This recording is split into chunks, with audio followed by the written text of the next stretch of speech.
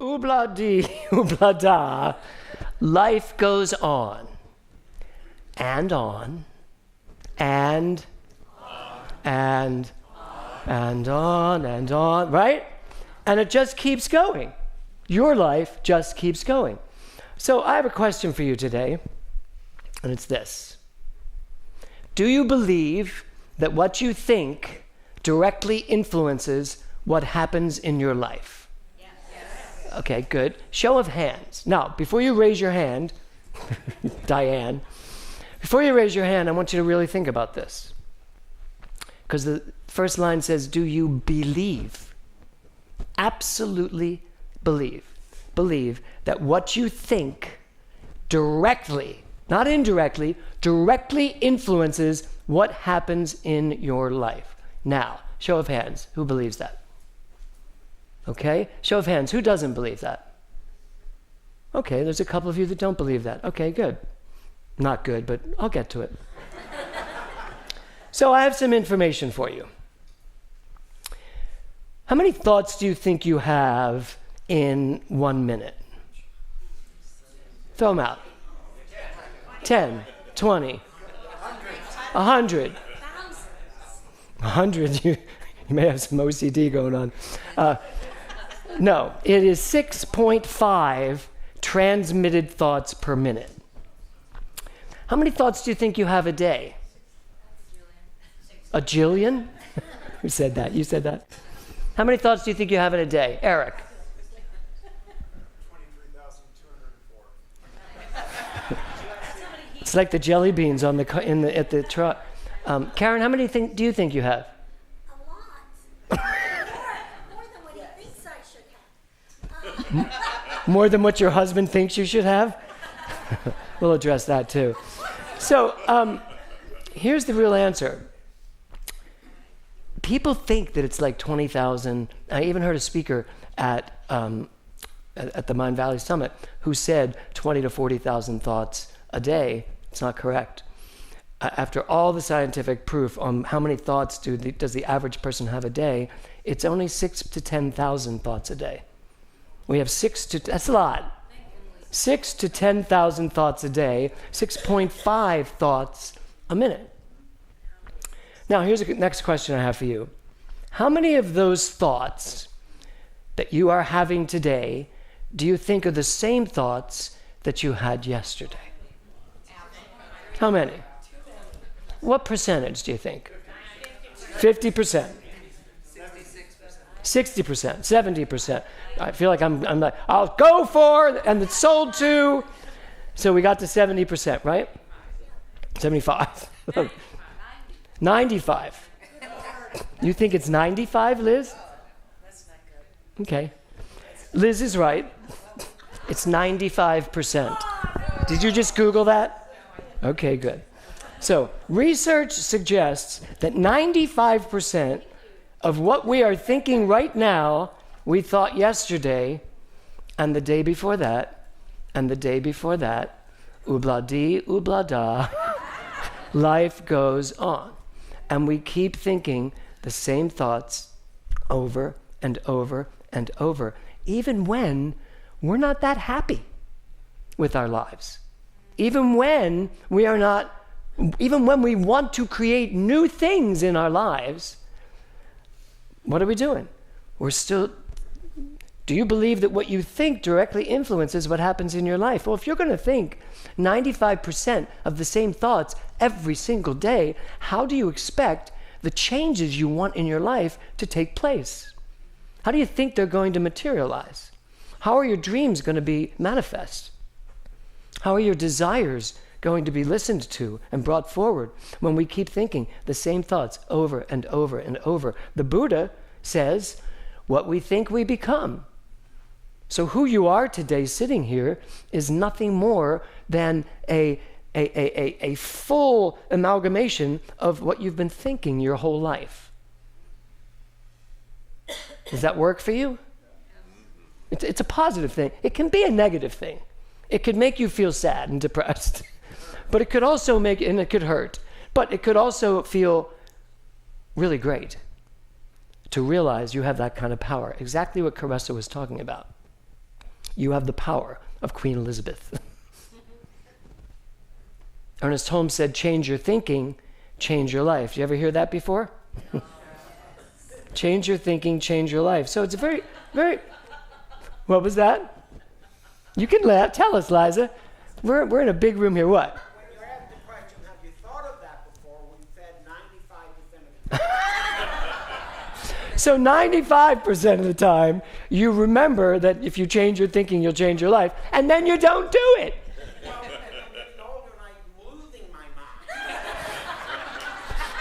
If you are getting older and losing your mind, it's because you bought into that premise. Because people's minds should get stronger and more creative as they get older, not less. That's the truth of what the mind is, before you dirty it with all your thinking. So, change your thinking, change your life, Ernest Holmes. That's true. We've heard it forever. Most of you just agreed. Only 2 of you said no to the idea that you believe that what you're thinking is changing your life. Ernest Holmes has said it as well. James Allen, who is the father of positive thinking, the father of new thought, also the father of all that we do in today's society in terms of searching through ourselves to see what's going on. He says, you are today where your thoughts have brought you. You will be tomorrow where your thoughts take you. So right now you're sitting here and your thoughts brought you to this chair today. For whatever reason, to see the icons of your family sing, whatever reason you are here, whatever that is, it all came from all of this past thinking. But I love that. You will be tomorrow where your thoughts take you. So the thing is, if 95% of my thinking is the same as it was yesterday, then where am I taking myself? Pretty much the same place. And who knows, maybe that other 5%, I've actually darkened that path. I never said that the other 5% was the dynamic, divine goodness that I think. No, who knows what that other 5% is? It could just be, I have 95% that I think all the time, and then I have my 5% that I react to. When I'm in my world, I react to things. Who knows what it is? So if my thoughts from yesterday brought me here today, and if my thoughts today bring me forward, then what, just yell it out. What seems like the logical answer? Something new. Change your thinking. Change your thinking, right? Now, how can you change your thinking? It's interesting. This man wrote a book called As You Thinketh. So when I met Kevin, I forget how old I was, 33 maybe, 33. I met Kevin playing the role of Candide in Candide, the musical, in St. Louis, at St. Louis Rep. And the conductor, the musical director and conductor, one day, and I was a force to be reckoned with. If you can only imagine, I had an enormous ego. I mean, yes, but the ego I have today is the ego called entertaining God only. That was edging God out. So I did, and I was difficult. I was very difficult. But this composer, and this conductor and musical director really believed in me. Really, really believed in me. And he handed me this book, As a Man Thinketh. And I looked at it and basically just thought, you're crazy, I'm not reading a book. And I never looked at it. I just never looked at it. But when I look back and when I think about that moment, I think, somewhere in me, something was asking me, pay attention.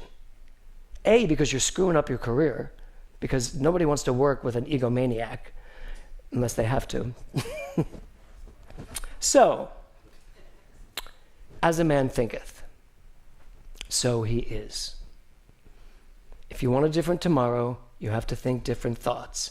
If you want different thoughts, you have to think and develop different beliefs. James Allen also said this: the outer conditions of a person's life will always be found to reflect their inner beliefs.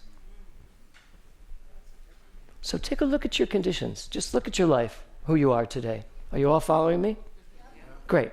So really, really look to see what your life is like right now. And for many of you, I want you all to ask yourself, where do I want to go? Because the disparity between your life today and where you want to go is all about your beliefs. Where you want to go is only available to you if the belief is equal to what that is. And we teach that. So it goes all right back to thinking. So if the outer conditions of a person's life is found in their beliefs, this whole month has been about understanding why you are where you are, with who you're with, and what you're doing. That's what this whole month has been about. Understanding that about yourself.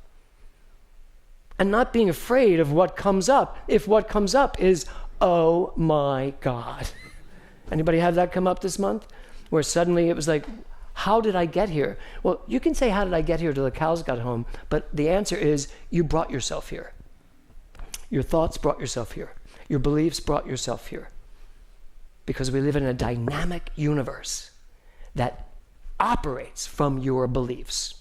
So, you have to know what your beliefs are. You have to understand who you are and why you are the way you are. So, everything I have said so far this morning, are we all in agreement with this? Yes? Anybody disagrees with all of this? Because it's very possible, whether you know it or not, that you're in agreement with me because I'm presenting it in a way that makes it seem like there's no other way. And the truth is, there's no other way for you to get there, but there are many other ways. You can keep believing that somehow you are a victim to the universe, if that's your AEP. You can keep believing that it doesn't matter what you think. There are things out there that will make my life what it is. You can keep believing anything. You can believe anything. And in fact, right now, today, you are believing lots of things. But if you don't know what they are, they're just on autopilot. They're running your life. So, the title of my talk today is Pattern Interrupted. Can you imagine what this is about? So, today is all about interrupting the way you think, consciously and subconsciously. So all of your thinking that you're doing creates patterns. You all have patterns of thinking. And as I spent the week dealing with this talk and thinking about this talk, I started to ask myself about the patterns I have. And it was shocking to me that there were some patterns that I hadn't noticed in my life. One was a reaction I have to a certain thing when it happens. And I've been asking us all month to do these three things, consciously and subconsciously. So let's start with the first one. Oh well, change your patterns, change your life. I forgot that one. That's my new thing. Change your thinking, change your life, fine. Change your patterns, change your life. But in order to change your patterns, you have to get in there and change your beliefs. So, nope, going the wrong way. Pattern interrupted. So here's the first one. Begin by moving your percentage to 85%. Do you think you could do that? This guy cannot do it. This side's just like, that seems like a lot, 10%. Could you move your thinking to, I gotta tell you, I believe this week I have moved probably 50% of my thinking to the other side, to conscious thoughts, because I've paid so much attention this week to what I'm thinking and to why I'm thinking it. And I will not let those thoughts go rogue and just let them flit by without going, yo, come here. Was that to you? Yo. There you go, yeah. So this month I've asked you to pay attention to your reactions in understanding. If you don't know why you're reacting the way you're reacting, you don't understand yourself. You don't know where it's coming from. You want to know your beliefs, you want to know why you think what you think, figure out why you're reacting a certain way. Why do you react a certain way? And most of us react and then emote.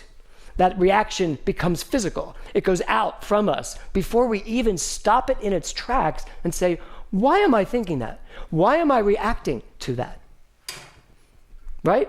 That's okay. And then the second one I asked you to look at was begin by moving your percent to 85%. Upon waking, direct your thoughts. How many of you wake up in the morning and direct your day as soon as you wake up? Okay, good for many of you. So when you wake up in the morning, most of us experience the body. Anybody? Don't you wake up and experience your body, what it feels like? Are you stuffed up? What happened over the night? You know, do you have aches and pains? Whatever. We wake up and we think of our bodies. But here's the funny part. How many of you have ever done something, you've had some kind of pain or something, but you had to do something important, so you just did what you had to do, and the pain was no longer part of your mind and your consciousness? It kind of goes away, doesn't it? So if you wake up in the morning, and before you get involved in your body, you instantly get involved with your mind, and start paying attention to what you said you wanted to do, what you wanted to accomplish, what you wanted to do that day, what you wanted to do in life, what's your mindset, what do you believe, even checking reactions that you may have let go by. Start your day with that. So the third thing I asked was, why do you feel what you feel and have certain emotions regarding things in your life? So we're at the end of this month, but there's still days left for you to really focus on these three things. Why do you feel what you feel? Well, you feel what you feel because you've been thinking what you've been thinking. 95% of your feelings are coming from all of this. And then there's maybe 5% that you feel something new. But most of your feelings are old, worn out feelings that you're feeling over and over and over again. And I'm suggesting that we take that, at least 10% back, so that we feel different things. And most importantly, that we ask ourselves, why am I feeling this? Why do I feel this? So, change your patterns, change your life. You know what one such pattern is in this world? You know that there is Newtonian science and there is quantum science.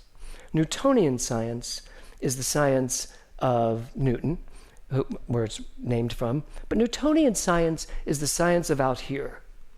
What's out here? What can I see? What can I prove? What can I touch? That's Newtonian science. And Newtonian science is all about cause and effect. Now, the irony is that we teach cause and effect, which means we've been living in an old, outdated science. And most of us live with this cause and effect. We look to see what's happening, and we see the effect of it. And then we start thinking, well, we need to make something happen in order to affect what we want. It's not how it works. Because quantum is not cause and effect. Quantum is causal and effect. You know what the difference is? You're not what you do. You're who you are. And who you are is constantly creating, constantly thinking, constantly believing, constantly making choices. That's causal. And the quantum field, which is this energetic field, it's God, this field that is listening to you and giving you back whatever you put into it. That field, that causal field, that effective field will be the effect to whatever you cause. That's quantum. That's living in a much different philosophy, because you are energy. You are the cause to the energy that happens in your life. So I want you to think for 1 second about what's happened in your life, even just this past week. Can you look at it and realize that you caused it? That there's nothing outside of you that's causing anything in your life. Now, that's hard, because most people live in a Newtonian state of mind. They see the government, they see the wars, they see the tariffs, they see, the economy. They see all the things out there that are affecting my life. When in fact, the only thing affecting your life in this quantum field is you. Causal and effect. Not cause and effect. Causal, which takes the whole thing to you, the whole thing to your responsibility. So here's the other thing. The universe is doing nothing other than existing perfectly, beautifully, creatively, expansively. The universe is just floating everywhere, like in that song I sang. The universe is right there. All it's waiting for is for you to cause it to do something. Like the Queen, whatever she says. So it's just waiting for you to say, I want success in my life. Period. I want success in my life. How many people want success in their life? How many people want even more prosperity and money in their life? How many people want love in their life?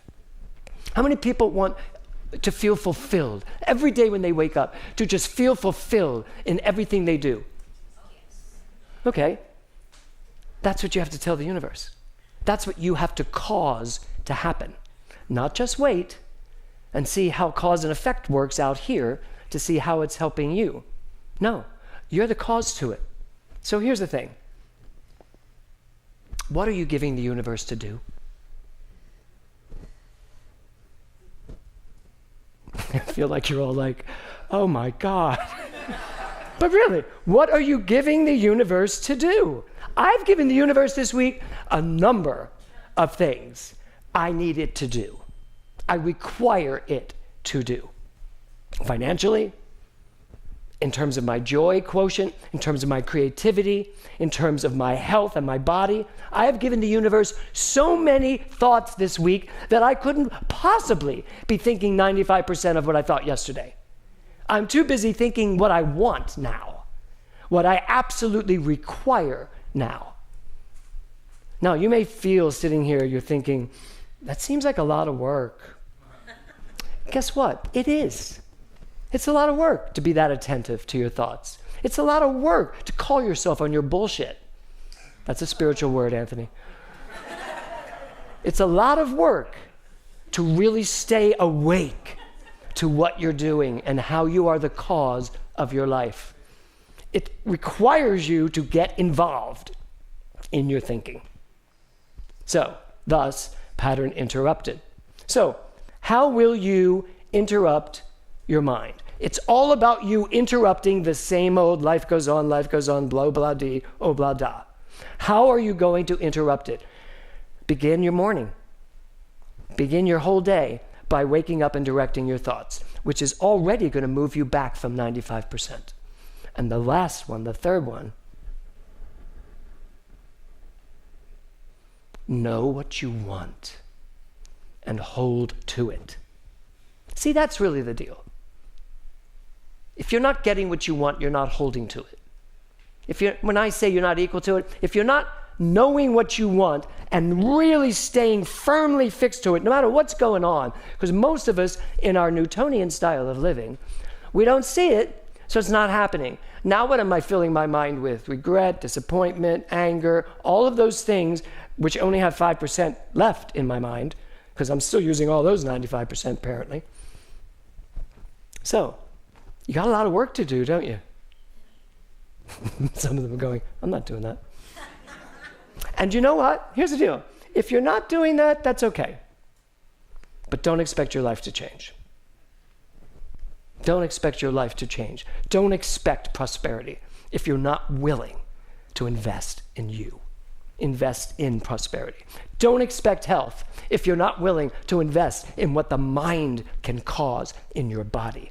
And get away, not leave doctors, we are not Christian Science, but pay attention, do what you need to do, but that mind better be 100% behind, I am full health.